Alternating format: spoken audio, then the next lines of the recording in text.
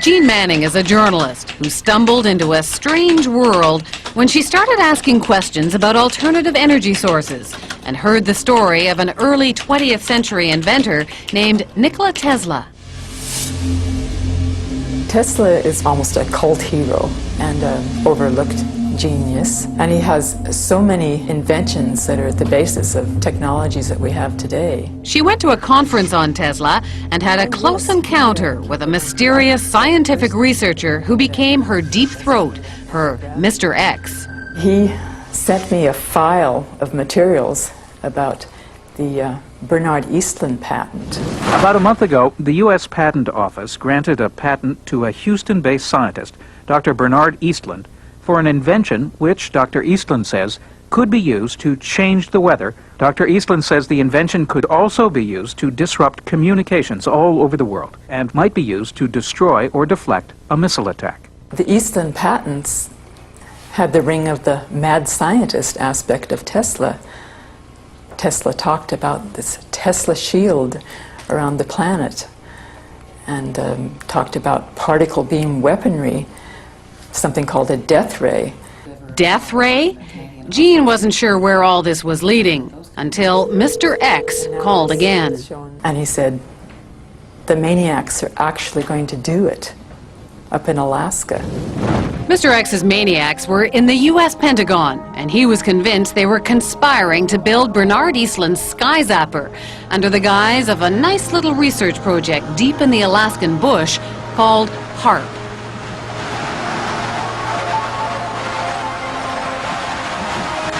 The basic concept is to build a very large antenna, then to utilize a large amount of power and to beam those radio waves up into the upper atmosphere. Have you approached the Pentagon with this invention? Yes, and what I'm not at liberty to tell you is the details of what that interaction has been. The word spread through the Alaskan bush, and soon a band of suspicious Alaskans set out to warn people about what they saw as the U.S. military's secret agenda.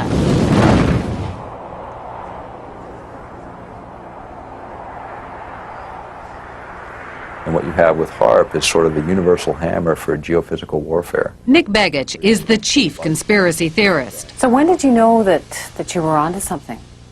I think as soon as I saw the references to Tesla's work, and when I read Bernard Eastlund's original patents, I realized that what we really had here in Alaska was a prototype for a ground-based Star Wars weapon system. HAARP is a non-classified project run not by Bernard Eastlund, but by the U.S. Army and Navy. The official HAARP story is told by one man, John Heckscher. It consists of several types of transmitting instruments and numerous scientific instruments that study the natural ionosphere and the ionosphere that has been perturbed by the instruments that we are building. The ionosphere is a sea of electrically charged particles in the upper atmosphere, and the instrument is a powerful radio wave transmitter.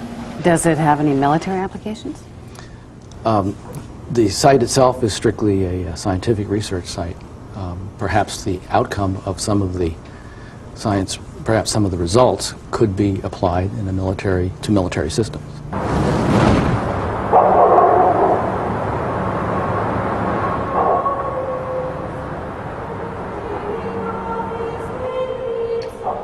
Just a little physics project? Jim Roderick isn't buying it. He's been gunning for the real goods on HAARP, and his weapon is the internet. The military is incapable of doing pure science. Science is conducted by them for application in weapon systems, for no other reasons. From his shack in the middle of an Alaskan village, Jim and his co-conspirators around the globe have been tapping into databases. They've dredged up hundreds of long-buried scientific reports and even some internal documents from the military. They call it the world's first techno-protest, and they did it all on the military's own baby, the net. Plans for HAARP activities correlate with projections of what can be done in the Eastland patents. It's that simple. So it's not a coincidence. It's not a coincidence. Well, I hate to disagree with you, but it's not his patent that we're building. Superficially, yes. They send energy up into the ionosphere, but the Eastland patents require huge, prodigious, in fact, amounts of power, like 100 billion watts. Remember that number, 100 billion watts. You'll hear it again later. HAARP requires only 3 million watts. There is a paper trail leading No. us back to Eastland. No, there is not. There is no paper trail that I'm aware of that's leading back to Eastland. Eastland used to be an employee of the company which is building HAARP, but that's pure coincidence. Is it also a coincidence that the tiny company that owned Eastland's patents was later swallowed up by an enormous military intelligence firm called E-Systems? 2.1 billion in annual sales, 1.8 billion of that, with a B, was to military intelligence groups, CIA, NSA, and others. And of that, 800 million were black projects, so secret that even the United States Congress didn't know what they were. E-Systems was then swallowed up by Raytheon Corporation. It too specializes in super secret contracts with the Pentagon. Why would Raytheon be so excited about this? Well, it's a ground-based Star Wars weapon prototype. For them, it represents potentially billions and billions of dollars. So how would you describe this world of E-Systems and Raytheon and HAARP? Dark.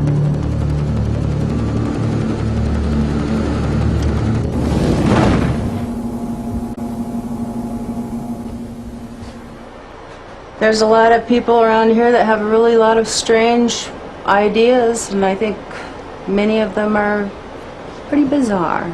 Michelle Angbritson keeps the HAARP computers from freezing up in between visits from the military scientists. Do you know, do you understand what they're doing here when the scientists come in? You mean when the scientists come in and shoot the beams up?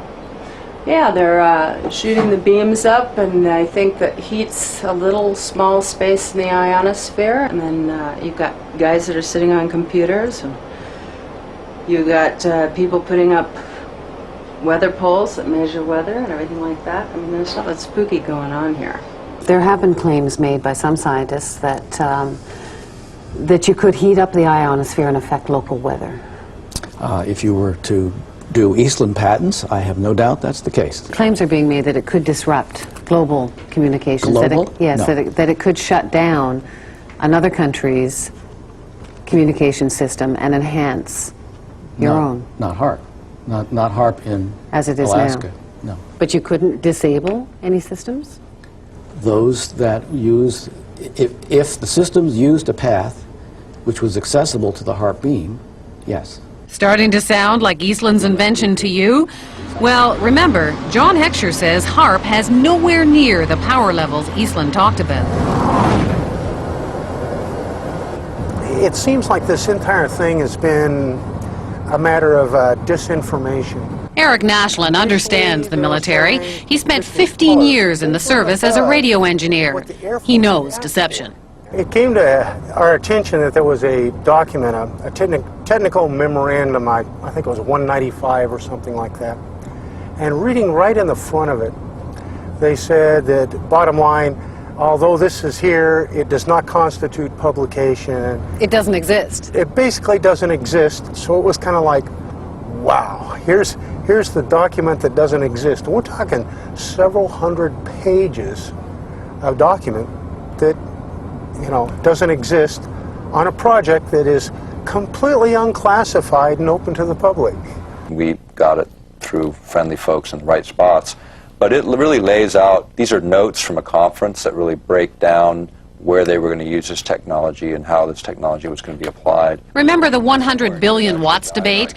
Well, for Nick Begich, this document was pay dirt. And in the document that we uncovered, the actual desired level of these researchers is 100 billion watts, and there we're talking something closer to the order of what Bernard Eastland envisioned.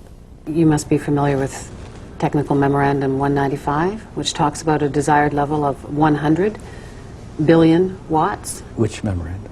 Technical Memorandum 195. I'm not familiar with that number.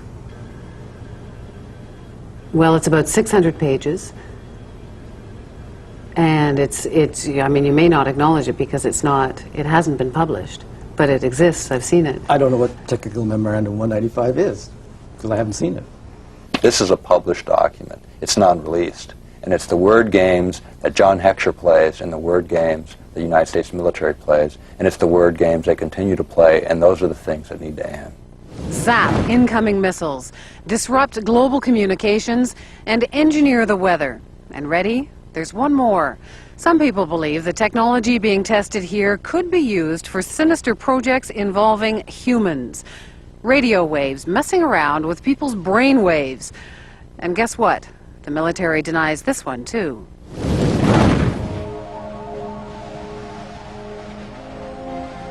The human mind is subject to being affected by radio frequency energy, and that's what this device is. In other words, you can move the moods of large populations using this kind of technology. So now we have not just maniacs in the Pentagon, but a bunch of Dr. Strangeloves? Pretty weird stuff. But scientists have been experimenting with radio frequencies on animals' brains for decades. And the military has followed it all very closely, especially once it found out the Russians were onto it. It was all kept a deep, dark secret by the two superpowers. Back in the 60s, the Soviets began zapping the American embassy in Moscow with a low-frequency beam.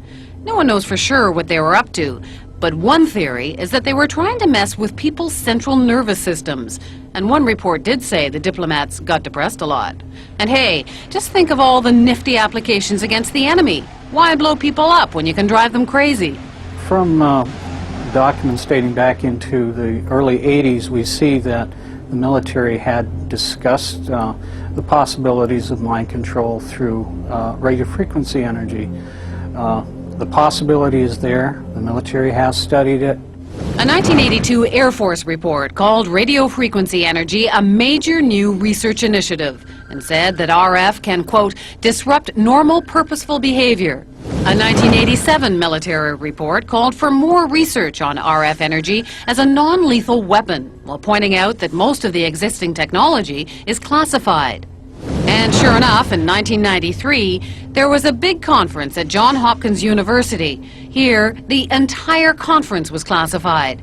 But the agenda wasn't, and weapons using extremely low radio frequencies, or ELFs, were listed as a very attractive option. Is it just a coincidence that there's been all of this talk and that HAARP will be experimenting with this? Is that all just coincidence? I believe the ability of ELF to affect the mind is a side issue for us. It may be real. I can't say. It's been exceedingly difficult to find information on what is supposed to be a major new initiative of the military. All we see is HAARP. Well, then I'm being kept in the dark, if that's the case. The question is, could they, would they? And we believe they can, and we believe they will. Somewhere, at some point, all of this technology merges at some level within the Pentagon, and it happens to be in Alaska, and it happens to be now. It isn't just conspiracy theorists who are concerned about HAARP. In January of 1999, the European Union called the project of global concern and passed a resolution calling for more information on its health and environmental risks. Despite those concerns, officials at HAARP insist the project is nothing more sinister than a radio science research facility.